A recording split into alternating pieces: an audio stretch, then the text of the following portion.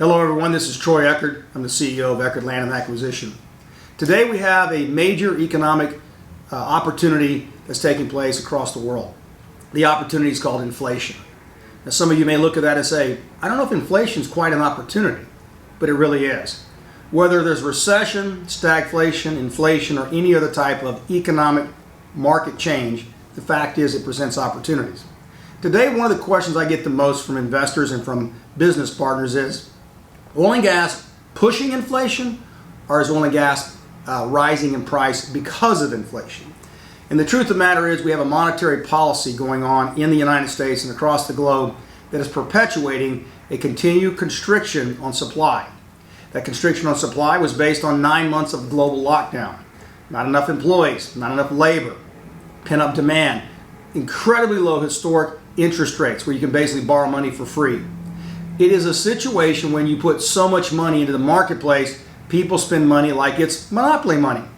So if you go out and put $2, $3, $4 trillion into an economy and you dump it all at one time, I don't care how thirsty you are, you can't drink from a fire hose. So when you go out and give $2 or $3, $4 trillion in liquidity in the marketplace, people buy anything and everything they can get their hands on. That stimulus hit the market, created the inflation we have today, but now we have a real problem. It may take months, if not 2 or 3 years, to unwind the supply chain derailment. What that means is, as long as we continue to have a growing economy in the United States, which it is, as long as we continue to have increased liquidity in the market, as long as we have continued increase in inexpensive capital cost, as long as those components are together all into one marketplace, what we're going to see is people spending money like there's no tomorrow. The only way to slow down inflation is you got to slow down demand. You got to get people to stop wanting to go spend money. I've been out a lot the last year and a half. I didn't lock down, and I don't see any less people buying food, groceries, restaurants. I've passed so many motorhomes and RVs and boats going to mountains and the beaches and the lakes. I don't see that slowing down.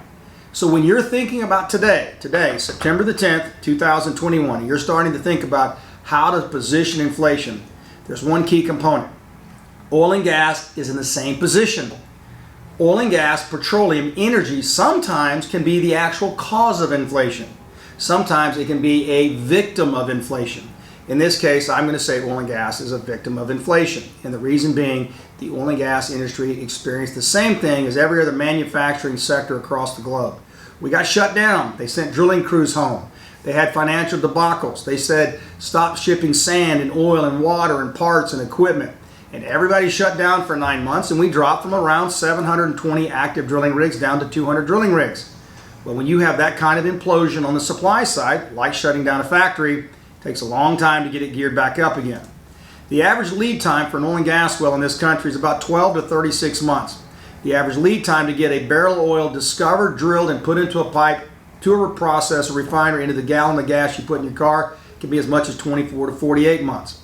So the reality of it is we're now sitting in what I believe to be a super cycle, not only for oil and gas and rising commodity prices, but I believe in fact today the oil and gas sector is a victim of inflation, but it might become the lead horse in inflation in the next 24 months, as I personally believe we're going to see record prices for oil and gas and prices for natural gas we haven't seen in over a decade. Now let's say I'm wrong. You're still at $70 a barrel today, you're still at $5 per thousand cubic feet, and all of that has not even hit the consumer's pocketbook yet. You get to December, January, first and second quarter of 2022, consumers' electric bills, their water bills, manufacturing, the cost of goods, transportation, electricity, that's all going to suck up those dispensable dollars that consumers have.